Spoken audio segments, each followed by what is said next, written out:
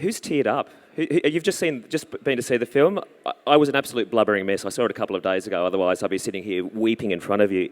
Isn't it a stunningly beautiful film? It's incredible.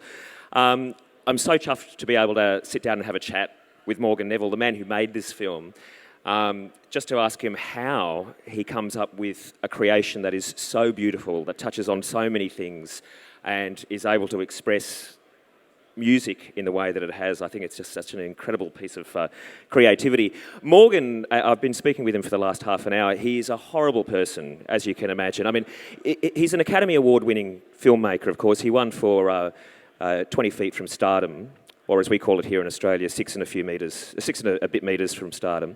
And I can't believe what a nice guy he is. I mean, it's a little bit outrageous, to be honest. Let's welcome him up. Morgan Neville, ladies and gentlemen. Come and take a seat, Morgan. Let's talk music and let's talk film. We'll be here for about 4.5 days. It's going to be absolutely great. A lot to say. We'll touch on your other films a little bit. Obviously, you've done a lot of other music films as well, and there's Muddy Waters, and there's Keith Richards, and there's the Stack Story, and all kinds of things. But let's start with Yo-Yo Ma to begin with, because I believe it was not music that you began chatting to him about, but wine in the first instance. I mean, how I really started chatting with Yo-Yo, the real story, and I mentioned just a bit before the movie, is that I got a call from Yo-Yo's office saying he wanted to talk to me about maybe shooting a live music event. And so I went to his office, and after about 10 minutes, we sat down at a table, and after about 10 minutes, he said, will you come over here to the corner to discuss something with me, Morgan? I have something very serious I want to discuss with you. And I was a little taken aback and intimidated. And he walked me over, and there was a little table set up with some wine and cheese. And I don't know if I can say this in a public setting, but he said, "This wine is so fucking good. You have to try the Merlot, not the Cabernet," and this is what he wanted to discuss with me. So this is his way of breaking the ice, which is very Yo-Yo. Like, he has a kind of a wicked sense of humor. Hasn't he seen Sideways? I thought Merlot was off the... Exactly. And then we talked for hours. By the end of the night, we were like best friends, and we had launched this idea to make this film, not knowing what the film was going to be, but knowing what the ideas were going to be. And that is an interesting point, because when you go into making a documentary, I think you've said this before, but that you don't want all the answers in front of you. You sort of, I think you use the analogy, launch yourself off a cliff and hope there's enough draft to catch you. But take us through the rationale for that. Why, when you're heading into a creative venture, are you hoping not to know what the outcome's going to be? I think it's important to not know all the answers, because it's interesting because working in Los Angeles and having worked with so many people that come out of film school, in fact, kind of teaches you all the wrong things, I think, to make documentaries, because film school is all about what's your voice, what do you want to say, and making documentaries is all about listening. It's about asking questions you don't know the answer to. And so when I see people coming out of a film school background making documentaries, they interview people like they're interviewing hostile witnesses. Like, isn't it true that you did this? And they're trying to get people to say things. And I think if you embrace not knowing, you actually end up with a more interesting story. And you have to be comfortable with that. I've done this long enough that I've become a lot more comfortable with the fact that I don't know where it's going to go. I just need to know there are a couple of things I can grab onto.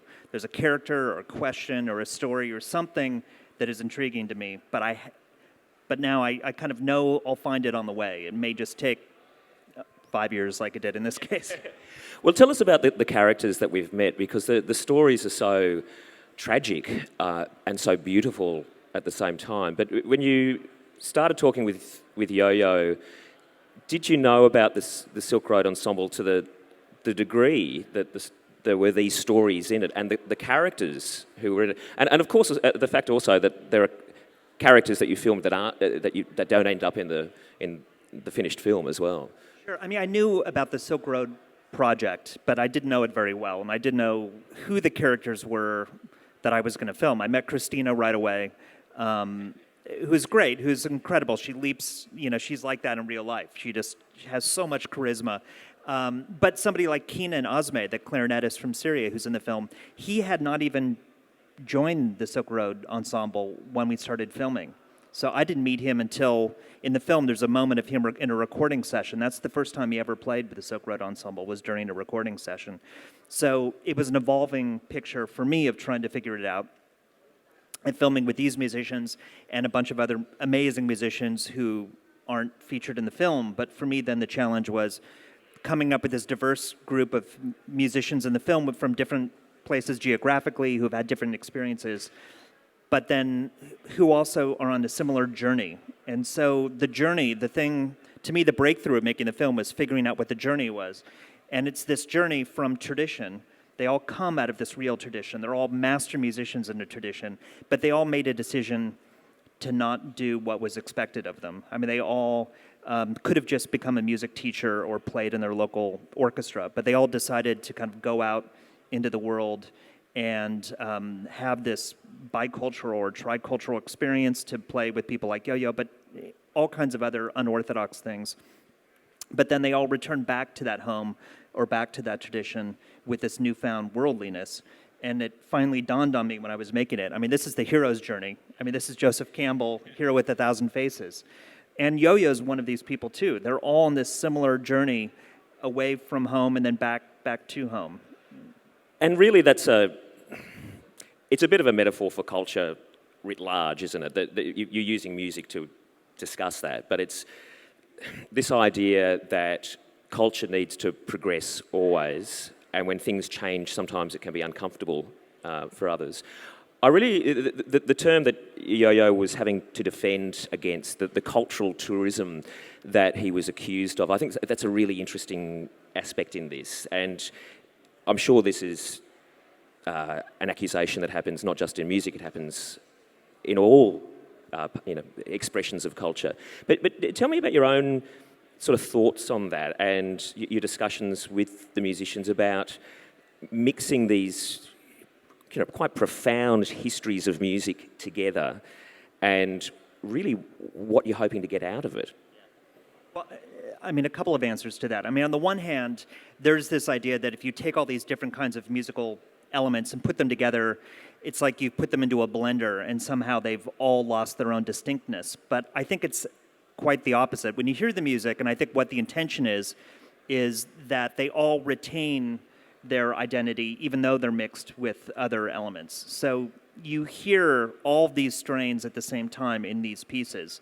And not every piece is orchestrated with every instrument, but it's more this idea of what they call cosmopolitanism, that every unique culture still has an element of its uniqueness, even though it's mixed together.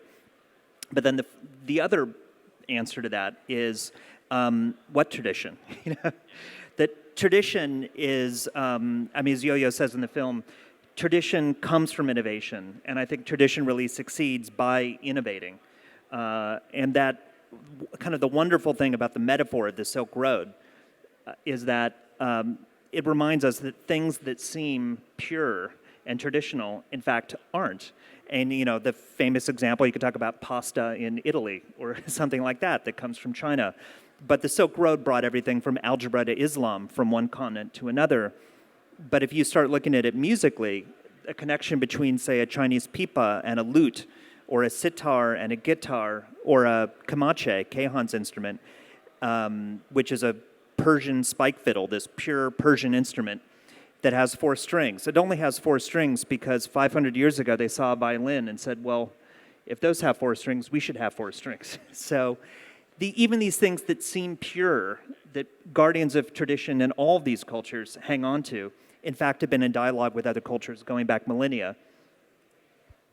I'm going to pose a question that I don't want you to answer just yet. And it's the question at the heart of this film, which is, what is the role of music in a world where people have AR-15 assault rifles and people are bombing hospitals and there are millions of displaced people and there is pain everywhere? What on earth is the role of music? What can it do for us?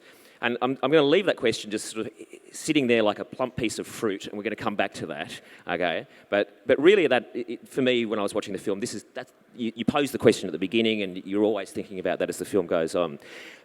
While that one's just sitting there maturing for us, here's another question. Yo-Yo Ma, I expected him to be a bit of a prick as well, because here he is, a child prodigy. You know, by all rights, he should have been somebody who's just so ego-filled, that's all about himself. And yet, you know, watching this film, you get this sense of such a centered, thoughtful man who's interested in the world around him in so many different ways. Tell us about him. He has this amazing kind of childlike way of looking at the world, and I mean he's incredibly generous. He's incredibly curious, and he's just so kind of open-minded that he's really kind of naive in certain ways, which I think he cultivates because it's very important to him to cultivate this. And I've joked about it, but it's actually kind of true that if I said to Yo-Yo, "Hey Yo-Yo, I need to get a shot of you naked walking across the street," he would probably do it. Just, okay, you know, sure. He's just so agreeable and kind of willing to try anything that his, you know, wife and manager would, no, Yo-Yo, don't do that. But I think he has this sense of kind of anything goes, and I feel like it's become essential to him. I mean, nobody wanted him to do the Silk Road project. You know, it made no financial sense. It made no sense for anything other than Yo-Yo needed to keep finding his voice. I mean, that's something all artists do. And this idea that I think a lot of artists, and certainly, you know, somebody like Yo-Yo could have rested on his laurels and said, okay, yeah, I know how to play the Bach cello suites. I can just do that for a lot of money around the world for the rest of my life. But that would have been death to him. And I think really curiosity was the thing that drove him. And is that what drew you to him? Absolutely, because you know the most important trait you can have as a documentary filmmaker is curiosity. So I felt like we both bonded over our curiosity genes, and so that became part of the adventure too. So who didn't make it in? We'll talk about the characters in a little while, and some further insights into these, you know, amazing characters in this ensemble, just so incredible. But tell us about the characters who didn't make it in. The tabla player, for example, you did a lot of filming with. Sandeep Das, amazing tabla player. And Sandeep, he's like such a warm guy, you know, and it's interesting, you know, that he told me all these great stories. So, you know, tabla, when he was first brought over to play with Yo-Yo, he had no idea who Yo-Yo Ma was, but he was brought over to play in 2000. And when they started performing and playing, they played the piece and he wasn't playing, and Yo-Yo said to him, you know, does the music make sense? And he said, no, play it again. And he played it, and Sandeep played along with it perfectly. And the thing is that tabla it's an improvisational instrument. There is no written notation for tabla. So he would memorize every piece and then play it perfectly. So it's just a different way of thinking musically, and but why is he not a character in the film? I mean, I actually called him up and said, Sandeep, I've got good news and bad news for you. The bad news is you're not a character in the film, but the good news is that's because you have such a happy life that there's no dramatic tension, and you know, I think you should just be happy with that. And that's part of it. I mean, another character who I loved, who you see in the film, Wu Tong, who's the Chinese sheng player, who sings that song in the group of students there. And Wu Tong comes from a family that's run a sheng factory, which is a very traditional Chinese instrument for generations. And they have a sheng museum in Beijing, and he lives in Beijing. But he also is the lead singer and sheng player for a heavy metal band in China that has both sheng and heavy metal guitar mixed together, called Again, you know, and it was such a great kind of story, but it just didn't fit in here. So other interesting avenues not pursued. Yeah. Let's talk about Keihan for a moment, because his story is just so heart-wrenching, and I guess how you treat a story that is, you know, somebody's life, and somebody's life that involves so much tragedy and so much pain, but also so much honor and belief, the character of this man.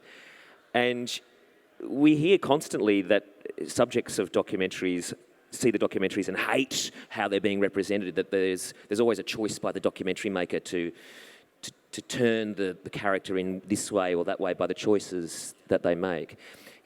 How do you rationalize that when you're dealing with a character like that? The thing about Kehan is, he's a very kind of reserved person, and I'd been told by Yo-Yo and others about all these tragedies in his life, but he had never spoken about them. He'd never directly spoken to Yo-Yo about them, and they're very close. I mean, it's something that he really had not shared before. And it's one of the advantages of spending years making a film is that as I got to know him and we started to build trust, I finally came to him and said, I know about some of the tragedies that happened in your life, and I feel like it's important for you to share those, for us to understand the kind of sacrifices you had to make as an artist and as a cultural figure in Iran. And he listened to me, and then, so by the time I interviewed him on camera and when he talked about all those things, I'd known him for 3 years at that point. So it took kind of 3 years of building trust to the point where he would actually talk about those things. And then even when we screened the film for everybody in the ensemble, I mean, nobody had heard that from him before. It was like a secret he had been keeping that he'd never openly discussed. And that's just the hard work of making documentaries. So to me, and in the end, when he saw the film then with the audience, I think he understood why I asked him to do that and why it was important. And and it's been kind of the opposite reaction. He's been really, really supportive of the film, and I think it is important what he's gone through. I mean, for me, why stories like Kehan's story are so important is that when you have artists in these countries that have had cultural revolutions, China, Iran, Syria, even Spain under Franco, they're not called cultural revolutions by mistake.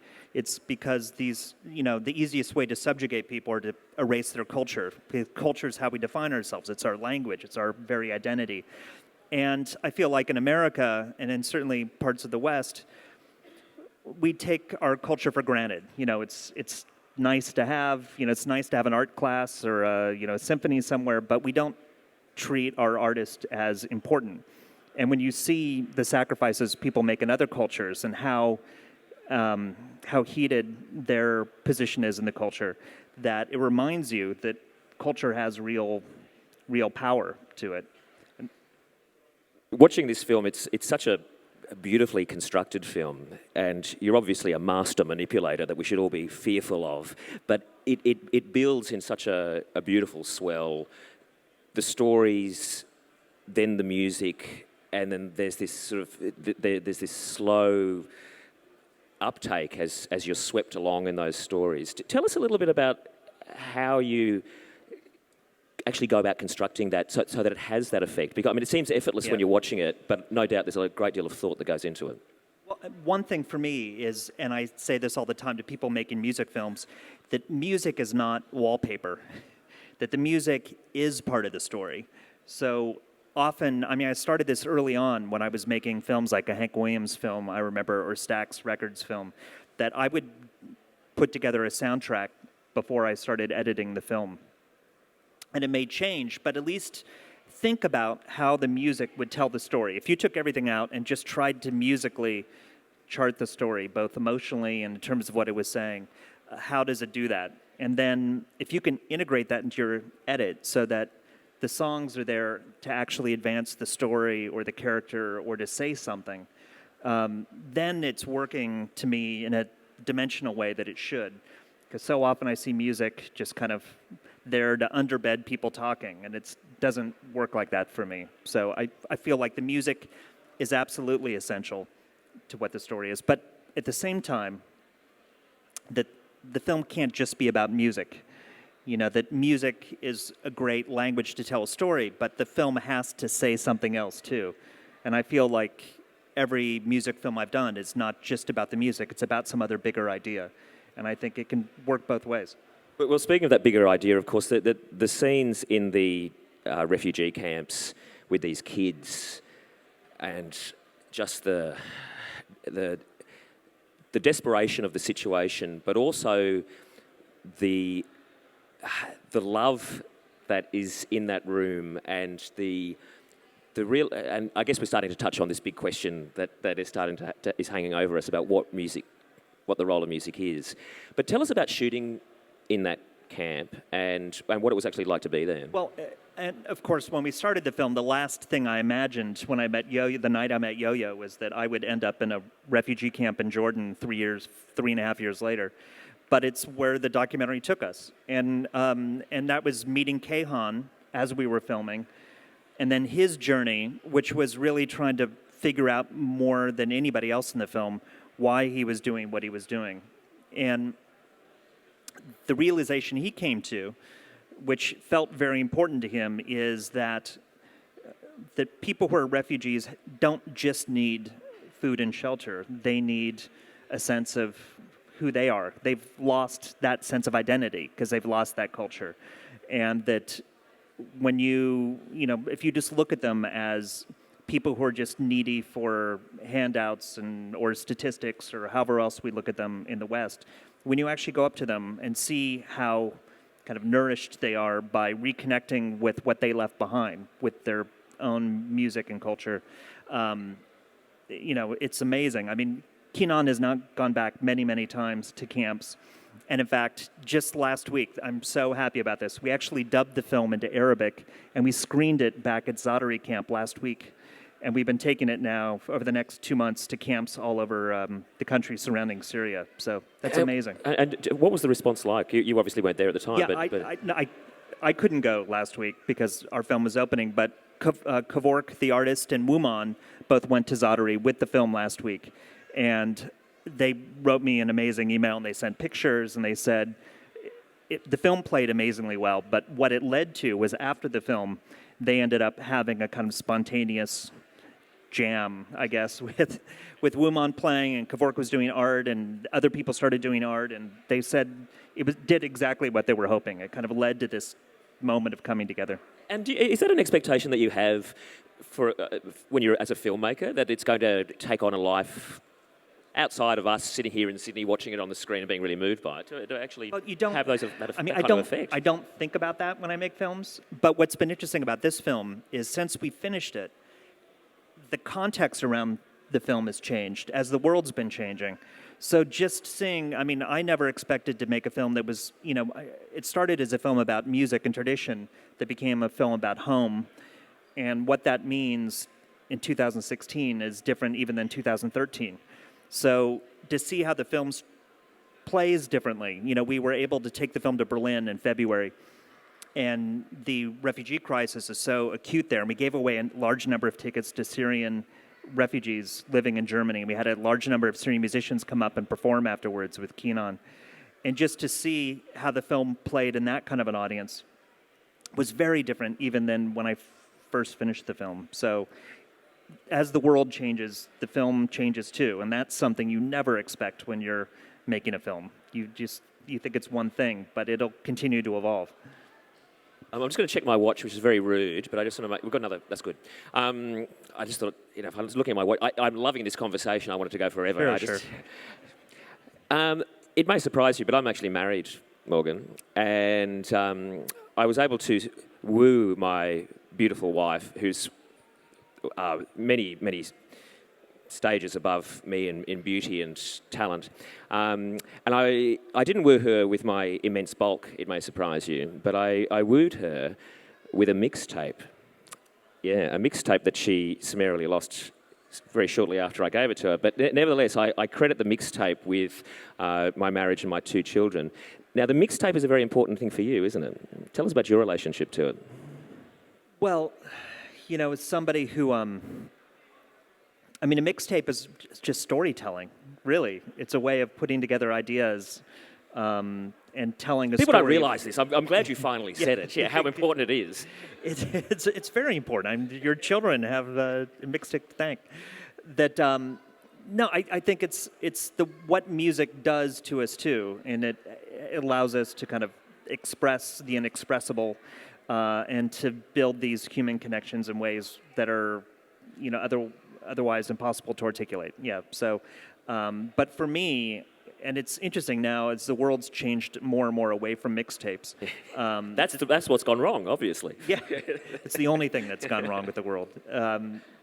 But I think that, these, with films, like I said, I still think of them as music telling a story and taking us on a journey.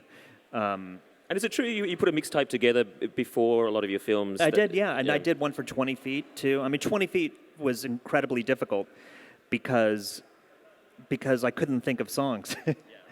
I mean, really the challenge of that, the first week we started working on the film was, name off the top of your head songs with great backup vocals. And at the time, your brain just doesn't work that way because by their very definition, they're in the background. And so it became me retraining my ear to discover backup vocals in songs I knew very well, but just never thought of them as background vocal songs.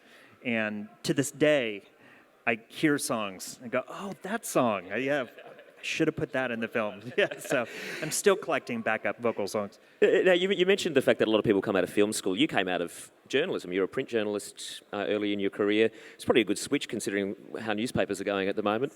But tell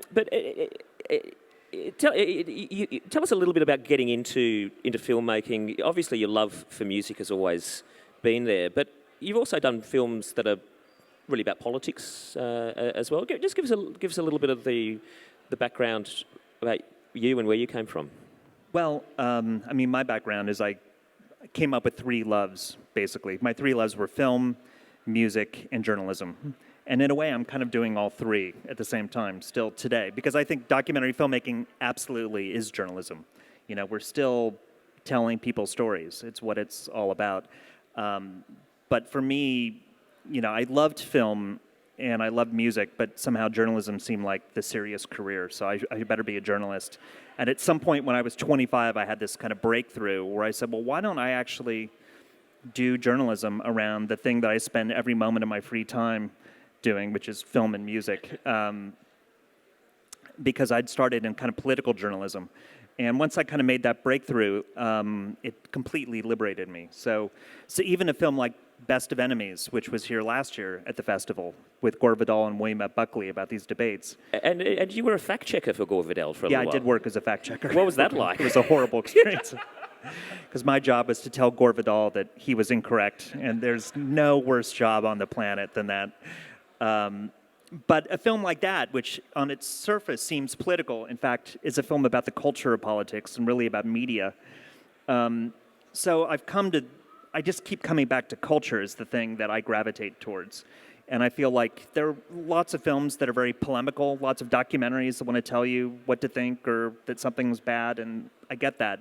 But I'm always much more interested in asking questions and letting people make up their own mind about it. Even though I have lots of opinions, I just don't want to tell you. You come across as very opinionated. Just tapping back to something that we touched on a little bit, and that was the nature of culture as we live in a very globalized society, and the nature of culture disappearing. And it's happening here in Australia, where there's a lot of languages, Indigenous languages in Australia, which we're losing at an incredibly rapid rate, that people are struggling to try and document before they're lost in parts of Australia at the moment. And that's just one little tiny thing, across the globe there are just millions of these areas. And I wonder, in a process of putting a film like this together, what are your thoughts about where we're all heading? Is it, the nature of homogenisation that all of us sort of fear a little bit, that we were all going to have this slightly monolithic cultural reference point? Where does it end up? I have to say, even just coming here and seeing how much the U.S. election's playing here is scary, because it's, I thought I could come here and escape it, but I can't. There's no escaping the U.S. politics. Well, there is Donald Trump, so... Okay. No. So there's no escaping Donald Trump, I guess. Hopefully this November. But just there is kind of a overriding monolithic culture that, we're here in an Apple store, which looks just like the Apple store by my house. We're using the same computers. We're watching most of the same media, things like Netflix and what they're doing to the media we take in, or, other streaming services. It's worrisome to me, but to me, I think, there's the counter trend which you get, which is the democratization of media both leads to kind of a monolithic media, but it also leads to kind of a multitude of micro cultures. And I feel like we have to make sure we embrace those as much as we possibly can. And it's tough. Filmmaking has done that too. It's kind of gone both ways. So now anybody can make a documentary with your phone, with your Apple iPhone, and edit it on your MacBook. And it's kind of amazing what you can do now versus when I started making films. And that's amazing. And there are films getting made now that never could have been made before. But finding the audience is always the key. So that's really, I think, where we need to do our work, is people have to feel empowered to actually make decisions rather than just take what's fed to them. I am sensing that this fruit here is ripe, and we might pluck it from the tree and broach that question. What is the role of music in an age where so much nastiness happens around us, and we are drenched with it? What's your personal relationship to it? What's your sense of what the role of it is? It's interesting. Last year I made a film about Keith Richards, and the thing that dawned on me about Keith was music was his religion. It was like the one thing that he never doubted, that never cheated on him, that was always there to nourish him. It was like the one constant in his life, and it's the one thing he believed in more than anything. And I get that because, music fills me in that kind of a way. But to your question, what's the role today? And to me, the answer that this film circles, and the answer I think for Yo-Yo, is that it's all about empathy. That, the music of strangers is actually a contradiction in terms, because you can't be a stranger with somebody you're making music with, because the very act of making music is about connecting with somebody. And I think Yo-Yo is all about building bridges, about building these connections and taking musicians from foreign lands and putting them in front of you and explaining who they are, and vice versa. And in a way, if there's anything we don't have enough of in our world, it's empathy. And when we have politicians talking about building walls, I think that's utterly destructive to the future of this planet. I think building bridges is what it has to be about. But how I relate to it is that the movies, to me, are also, I think Roger Ebert had called movies empathy machines.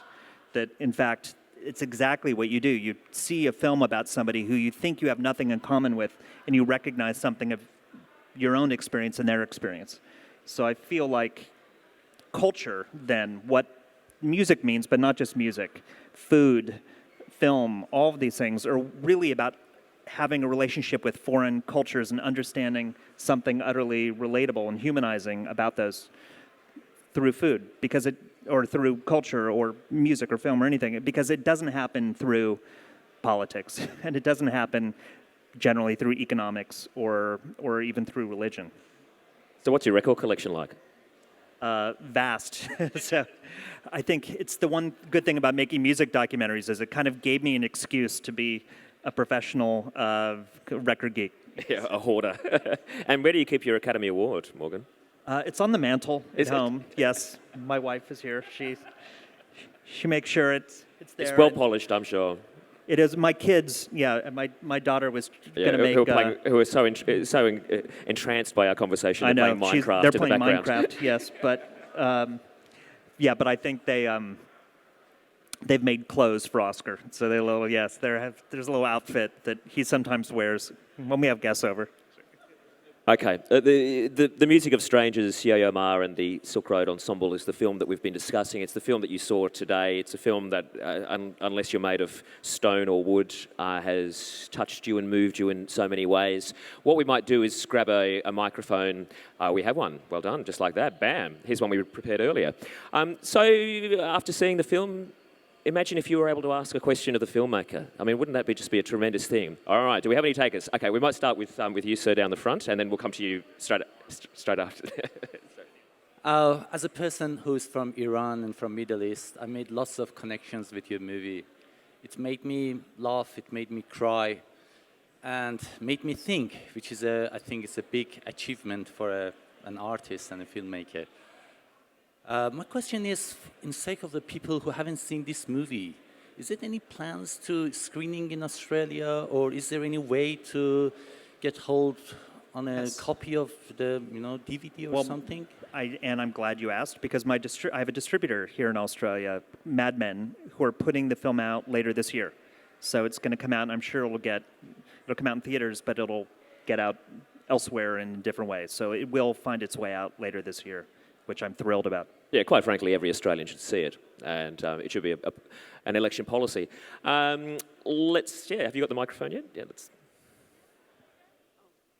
Thank you very much. Really loved the film, and especially your previous one, 20 Feet, as well. Thank you.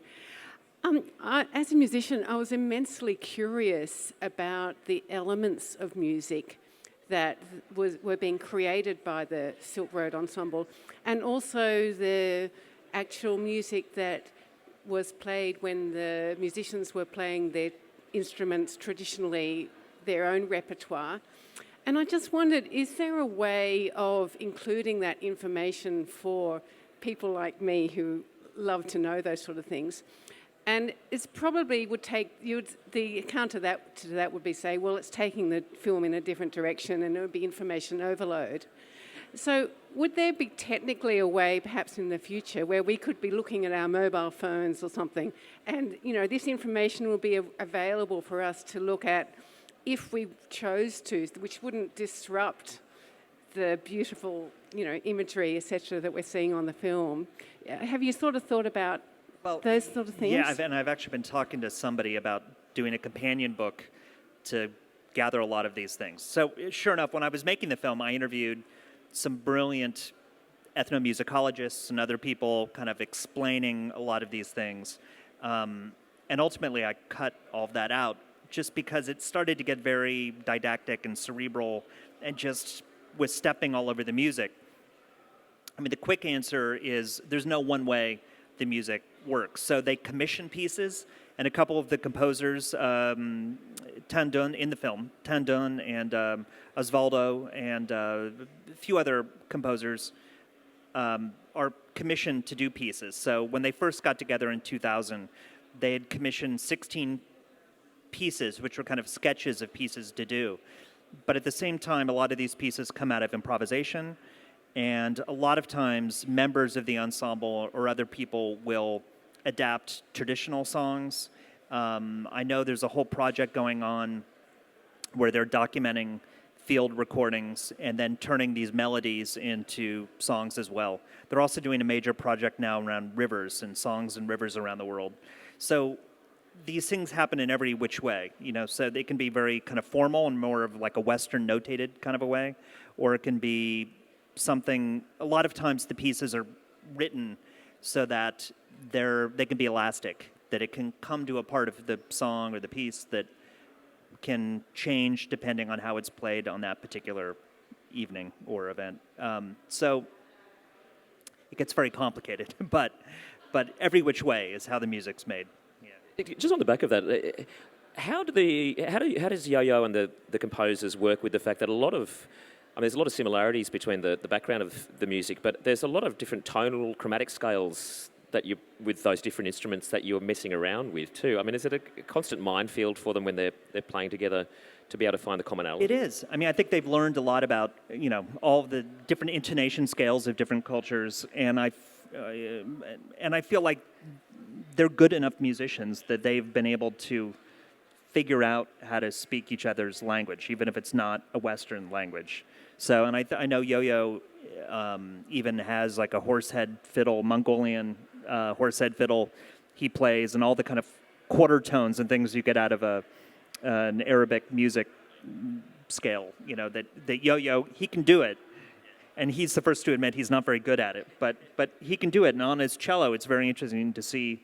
I've heard him play Mongolian pieces, and I think there's even a piece in there he does, this Mongolian horsehead fiddle piece he does on his cello. And but I think it's part of that. I know it's changed how he plays Western music too, because it's given him a different sense of tonality too. And again, coming back to that theme of innovation is where you find the creativity, obviously. Okay, we've got a question up there, and I'll come to you afterwards. Yeah. Hi. I myself I've recently done film studies and have done actual small projects.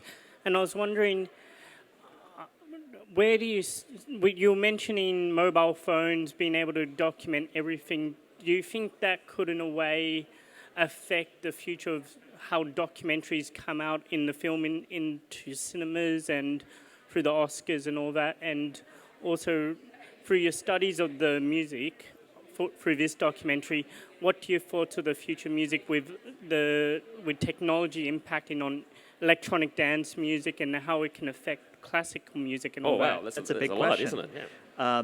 I mean, the technology is changing everything. It's changing how we watch films, how we find films, how we make films. And like I said, there are people capturing things for documentaries now.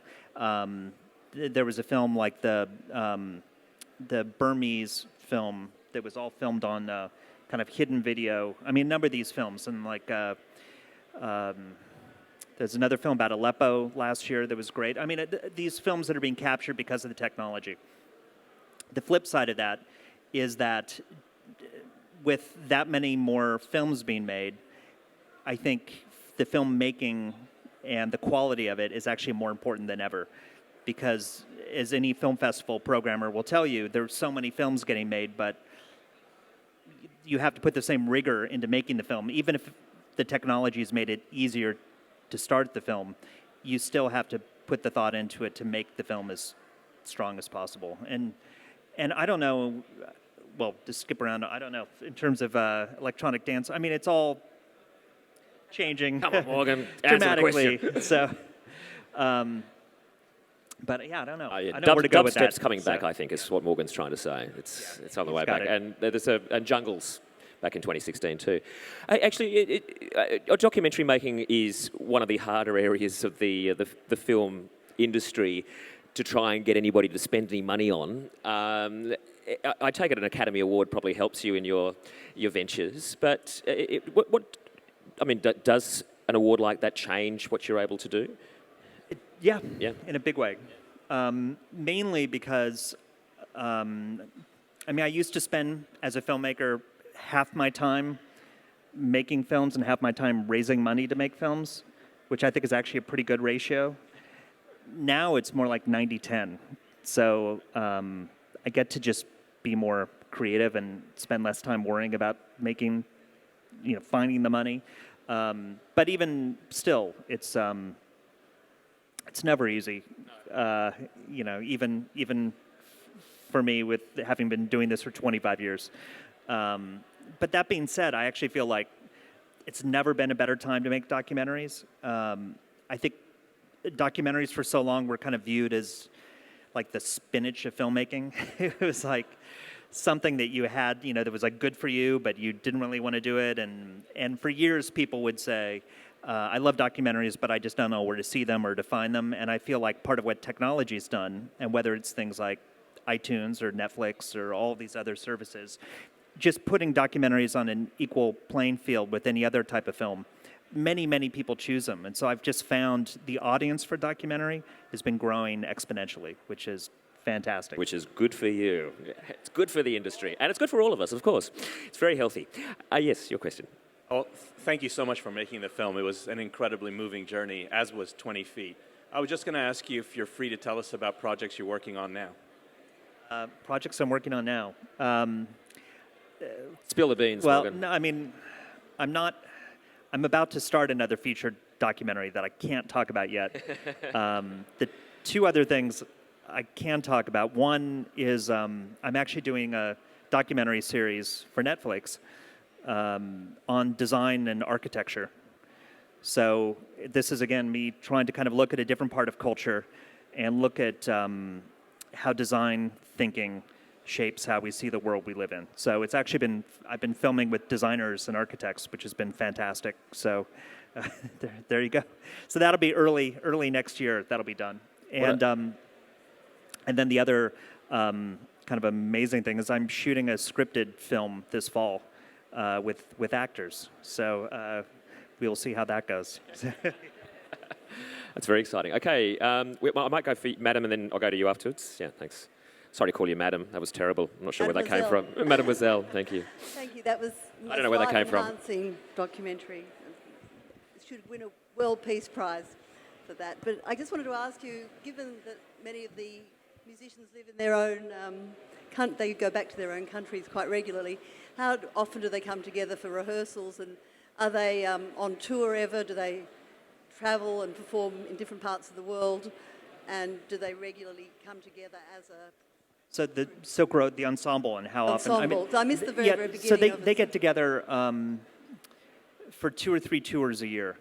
And one of those might be in North America, and one might be in Europe, and one might be in Asia. I know they play in Asia a fair amount, and I don't know if they played here. I imagine they played here. Anybody know? You must have so much footage of them. Is there a companion piece going to come? I mean, people who've seen the film would be very keen to see a full concert. Yeah. I did film a concert when I began this project. I actually did film a concert that's on one of their CDs. Is that right? If Okay. you still buy those things. Yeah. What was it called? Invitation. So it's out there somewhere. Yeah, it's out there somewhere. There's one, and it was broadcast. So there are some elements of filmed programming with them. And they have a new album out as well, which is not the music from the film, but a new album of duets that they're doing. Fantastic. All right. I'll go at the back. I think I was next, yeah. Thank you. Morgan, you spoke earlier about exploring and deconstructing characters and how you portray them. Do you have any techniques you've found successful to get people to open up, particularly around sensitive topics? I mean, the main thing for me in interviewing people is keep it as conversational as possible. So, I try and talk to people, and if the camera's going or not going, you don't change. And often, something I've done more and more of is actually doing audio interviews. So sometimes I'll just... I actually, for this design show, there was a designer in Germany, and I hired a sound man to go to his house and set up a microphone, and then I would talk to him on the phone for 2 hours at a time.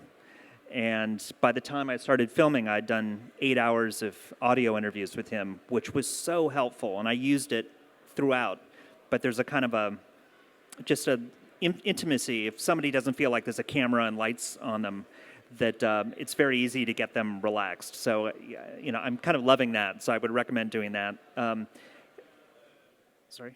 Yeah. Is that to break down the barriers? Are you using the audio I use the final audio. product? Absolutely. Okay. I use it.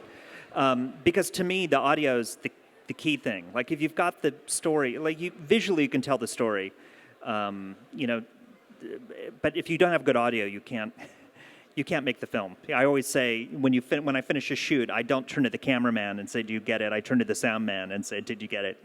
That's the important thing, really. But so absolutely, I use that, and part of that is just to build those relationships, but to be very casual about it. But even when I'm filming, I try and keep it really loose, and I never ask people to repeat things. I'll just circle back around to it, and so I see people interviewing people like it's an interrogation, and I feel like that's the opposite. It's got to be a conversation, and the key thing for that is really listen to what they're saying. Ask dumb follow-up questions. I feel a lot of people when they're interviewing people try and show off how much they know. So, Look, you just looked at me. no. Dumb follow-up questions, was Bit that? rough. No, there's somebody down here we might ask. Please throw the focus over there for a little while. Hi, thank you for the film. I really enjoyed it. I'm interested in talking about structure and how you structured the film and how you decided what to choose to film and at what particular time, obviously over a long period of time. Yeah, it's more about like not this that I'm interested in hearing about. The structure of this film is actually incredibly complicated because you've got 5 individual characters, and then you've got what I call the meta arc of the characters, which is that hero's journey, or however you want to call it. So you have to introduce all of your characters, and then they start syncing up into scenes so that, it's actually not that dissimilar from the structure for 20 Feet from Stardom, where you have a handful of characters who are on a similar journey, even though they're making different decisions and have different stories. Because they're on a similar journey, you don't have to recount everybody's story beat at every point, because you get the sense that everybody's having a similar journey. So, I'm a big proponent of, you put together big boards in the edit bay and you mark out every possible scene, and I color code them, and I kind of look at the individual characters all get a color, and then the kind of the overarching arc of the story gets a color, and then I stitch that together into 35 scenes, and I always think of them as scenes. People always think documentaries don't have scenes to them, but that's all they are. They're scenes, and that's the playlist. Each scene is a song. I still think of it that way, and so it's just figuring out what has to go in there. And there were some amazing scenes that I shot that I didn't put in. I mean, a couple things with, for instance, with Keenan, the clarinetist. He told me this story that when they opened the Damascus Opera House in 2003, he was commissioned to play the opening for Assad. And he said, I'll do it if I can commission a piece from a composer, a friend of mine. So he commissioned this piece, and he performed it opening night. And it's this very kind of modern and angry, angular piece of music. And he told me the story that he stood there opening night with Assad sitting in the presidential booth right across from him and played this. And he said, just with my clarinet, I felt like the most powerful man on the planet that night, because I was able to tell him what I thought through my music. And then I found the footage of this, and I actually got the footage, and I cut it together, and it's just amazing. But it's one of those hard decisions you have to make making a film, that early in the film, to hit a scene like that was stopping it, and it just didn't fit anywhere else. And those are the kinds of decisions that the film has its own logic and its own flow, and you can't fight it as much as you want to. I've become better at cutting things out the longer I've been doing this. Ladies and gentlemen, I think we might wrap it up there. I think you'll agree with me, Morgan's a pretty extraordinary character. The film that we saw today is absolutely beautiful and very, very touching. So please thank him, Morgan Neville, ladies and gentlemen. Thank you so much. Thank you.